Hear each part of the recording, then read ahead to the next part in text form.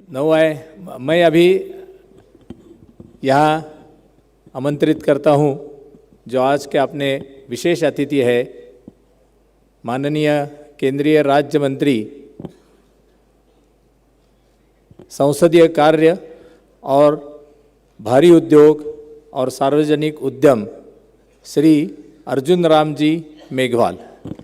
लघु उद्योग भारती का रजत जयंती वर्ष 2019 उसके लिए आयोजित राष्ट्रीय अधिवेशन 16, 17 और 18 और आज हम बैठे हैं उद्यमी सम्मेलन के कार्यक्रम में। मंच पर माननीय कृष्ण गोपाल जी, सह सरकार्यवाह राष्ट्रीय स्वयंसेवक संघ, लघु उद्योग भारती के अखिल भारतीय अध्यक्ष Shri Jitendra ji Gupta, guest of honour Shri Ajit Singh ji, chairman associated capsule limited,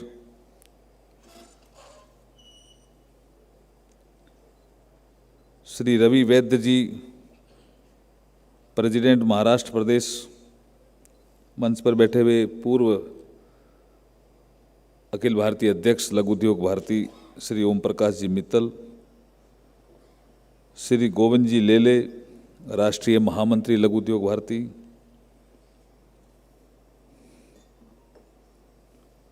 Prakash ji भाई साहब, सुदर्शन सरीन साहब जिनसे मैं बहुत लंबे अरसे से परिचित हूँ और आज पता चला कि आपके कारण लघु उद्योग भारती को कितना बल मिला, विस्तार हुआ, और सभी पूर्व राष्ट्रीय अध्यक्ष जो आज इस प्रोग्राम में आए उन सब का भी मैं स्वागत करता हूं, अभिनंदन करता हूं। आप सब प्रतिनिधि आए उन सब का भी स्वागत करता हूं और अभिनंदन करता हूं। मेरी बात सिर्फ 10 मिनट में समाप्त करूंगा, सिर्फ 10 मिनट में। आप घड़ी देख करके 10 मिनट में देखिए, जितेंद्र जी गुप्ता साहब ने प्रधानमंत्री जी के लाल किले की प्राचीर से जो भाषण हुआ 15 अगस्त को, उसका जिक्र किया। उन्होंने कहा गांव एक्सपोर्ट का हब बने। प्रधानमंत्री जी ने जिक्र किया हर जिला एक्सपोर्ट का हब बने। गांव में जो है वो मिलकर के तहसील में आए और जिले में खासियत है, जैसे वो जिक्र कर रहे थे मुरादाबाद खासियत है, अलीगढ़ खासियत है, जैसे मैं बीकानेर से आता हूँ, ऊन उद्योग वहाँ की खासियत है, कालीन वहाँ की खासियत है। हम राजस्थान से बात करें तो जालोर सिरोही ग्रेनाइट मार्बल खासियत है। अभी मैडम राठौड़ ने अभी इनाम लिया उदयपुर, तो माइनिंग की और मार्बल की खासियत है। ऐसे हर जिले की कोई न कोई खासियत है। प्रधानमंत्री जी का ये कहना था कि हमें 5 ट्रिलियन इकोनॉमी बनानी है। कितनी? 5 ट्रिलियन इकोनॉमी। और उन्होंने इसका जिक्र करते हुए कहा कि जब हम आए थे तब 2 ट्रिलियन यूएस डॉलर इकोनॉमी थी और 5 सालों में 3 ट्रिलियन यूएस डॉलर इकोनॉमी हो गई। अब हमें 5 ट्रिलियन यूएस डॉलर इकोनॉमी बनानी है। ये उनका एक टारगेट था जो उन्होंने लाल किले की प्राचीर से देश के नाम संदेश देते हुए एक संबोधन में कहा। अब यहां एक विषय महत्वपूर्ण जितेंद्र गुप्ता जी ने मुझे दे दिया, और लघु उद्योग भारती के जो कार्यक्रम होते थे उसमें अधिकतर मैं गया जब ओम प्रकाश जी मित्तल साहब अध्यक्ष हुआ करते थे। मैंने इनको कहा हर जिले को लघु उद्योग भारती की इकाई बनाओ, तो मुझे लगा लद्दाख में तो आपकी बन ही गई ना ओम जी, और अब तो लद्दाख का एमपी बहुत फेमस हुआ ना भाई, ध्यान है कि नहीं है? जामयांग शेरिंग बहुत फेमस हुआ ना, भाषण अच्छा लगा उसका है, तो और ताली बजा के स्वागत करो भी उसका। और भाषण भाषण कब था उसका पता है? 6 अगस्त। और क्या हो रहा था 6 अगस्त को लोकसभा में? 370 धारा 370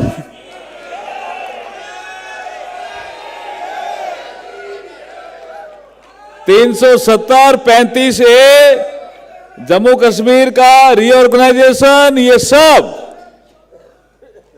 5 अगस्त को हुआ राज्यसभा में, 6 अगस्त को हुआ लोकसभा में, और 7 अगस्त को राष्ट्रपति जी के हस्ताक्षर होने के बाद अनुच्छेद 370 हट गया। भाई साहब बोलिए भारत माता की। अब मुझे आप बताओ, जब 370 जैसी चीज भी हट सकती है तो आपकी अड़चनें क्यों नहीं हटेगी भाई साहब? ये तो बताओ मेरे को।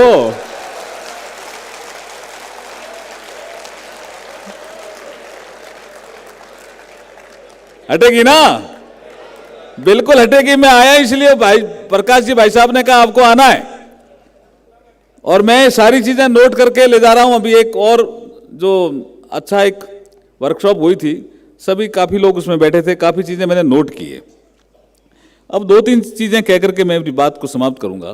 देखिए 3-4 चीजें, मैं फाइनेंस में भी एमओएस रहा, उसके बाद वाटर रिसोर्सेज मेरा भी पार्लियामेंट अफेयर, हैवी इंडस्ट्री और ये आपका पब्लिक इंटरप्राइजेस, जो मुझे मिलने आते हैं लघु उद्योग वाले, उनकी 3-4 प्रॉब्लम होती है और 3-4 शब्द मुझे कानों में पड़ते ही रहते हैं। साहब बैंक ने मोरेटोरियम पीरियड नहीं दिया, साहब बैंक ने ओटीएस नहीं किया, साहब मेरा बैंक ने चलते चलते एनपीए कर दिया, साहब सही है साहब सरफेस ही लगा दिया, नोटिस ही नहीं दिया।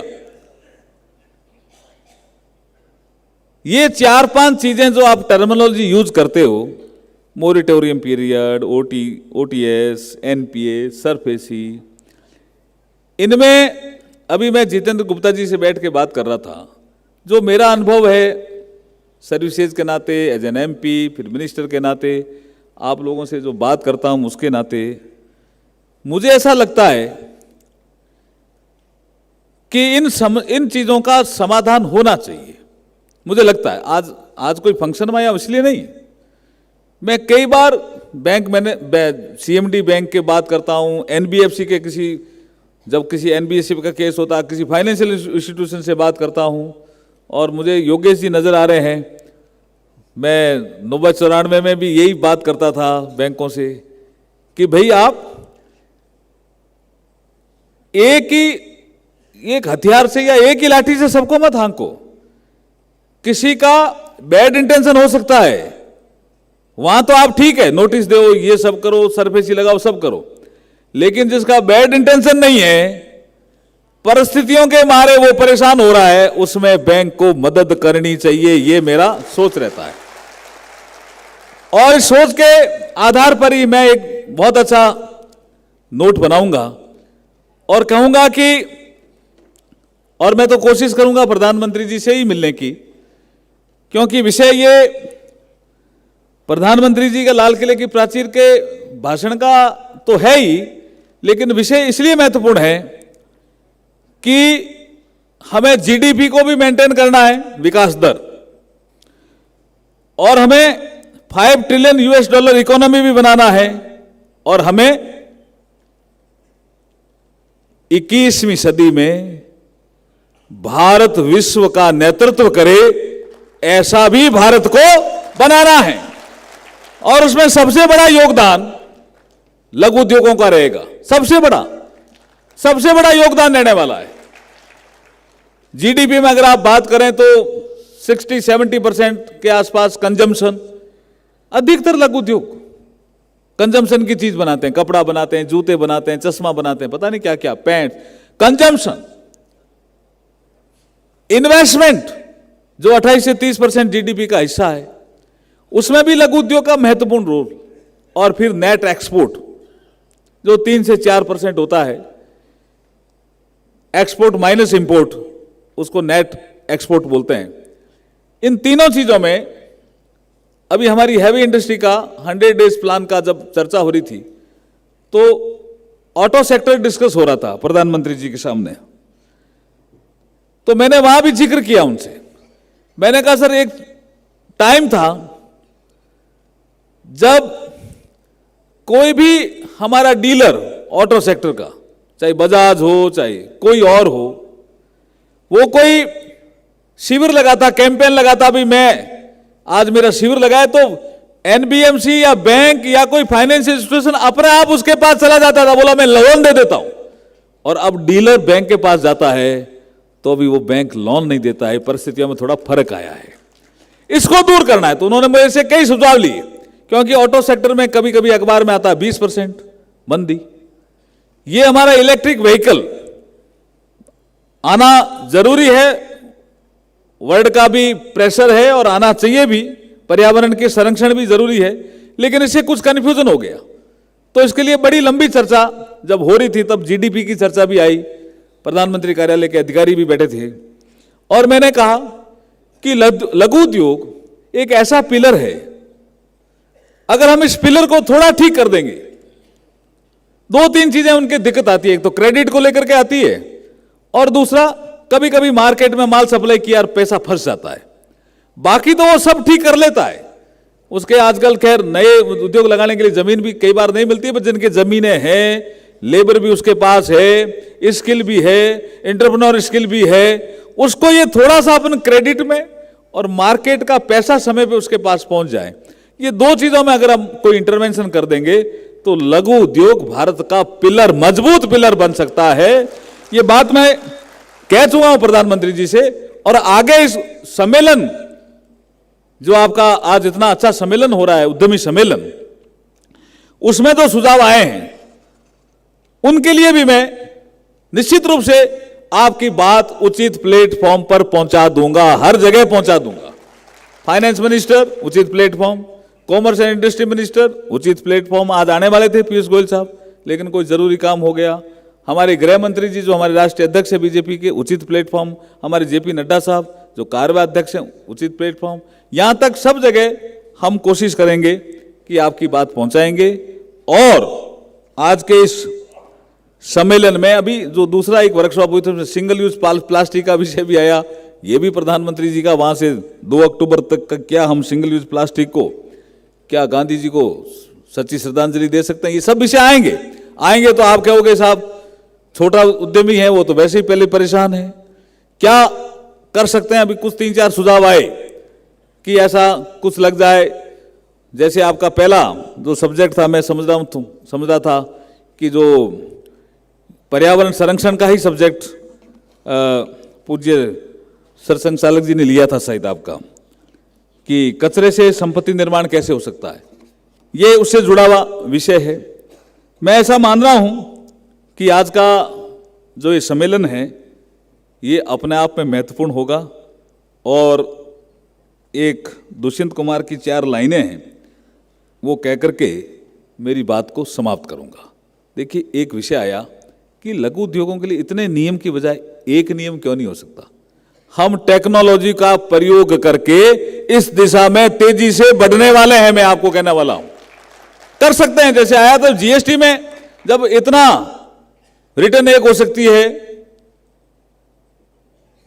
जीएसटी भी तो टेक्नोलॉजी का ही प्रयोग है, जीएसटी नेटवर्क, ऐसा ही कोई नेटवर्क यहां बन सकता है। ये कुछ अच्छे सुझाव आए थे, इसलिए मैं कह रहा हूं कि दुष्यंत कुमार जी ने कभी कहा था, हो गई है पीर पर्वत सी पिघलनी चाहिए, और इस हिमालय से कोई गंगा निकलनी चाहिए। बहुत समय हो गया, लेकिन अब ये जो कालखंड है, ये देश के लिए महत्वपूर्ण कालखंड है, और लघु उद्योगों के लिए भी महत्वपूर्ण कालखंड है। इसलिए मैं आपके माध्यम से मंच को भी कहना चाहता हूं, और मैं अपने आप को भी इंट्रोस्पेक्शन के माध्यम से कहना चाहता हूं, ठीक कहा था दुष्यंत कुमार जी ने कि चर्चाएं बहुत हो गई, कुछ हल निकलना चाहिए। हो गई है पीर पर्वत सी पिघलनी चाहिए, और इस हिमालय से कोई गंगा निकलनी चाहिए। आग मेरे सीने में नहीं, तेरे सीने में सही, लेकिन जहां कहीं हो आग, लेकिन आग लगनी चाहिए। वो आग मत लगा देना, नहीं तो एसडीएम साहब आ जाएंगे, तहसीलदार आ जाएंगे। वो नहीं, लघु उद्योगों का विकास हो, लघु उद्योग पिलर बने। $5 ट्रिलियन US डॉलर इकोनॉमी में लघु उद्योगों का महत्वपूर्ण योगदान हो। ये आग हमारे मन में भी लगनी चाहिए और आपके मन में भी लगनी चाहिए। हो गई है पीर परबरसी पिघलनी चाहिए, अब इस हिमालय में कोई गंगा निकलनी चाहिए। आग मेरे सीने में नहीं, तेरे सीने में सही, जहां कहीं हो आग, लेकिन आग लगनी चाहिए। मेरा मकसद केवल हंगामा खड़ा करना नहीं है, मेरी कोशिश है कि इस देश के लघु उद्योगों की सूरत बदलनी चाहिए। इस देश के लघु उद्योगों की सूरत बदलनी चाहिए। बहुत बहुत धन्यवाद। जय हिंद, जय भारत।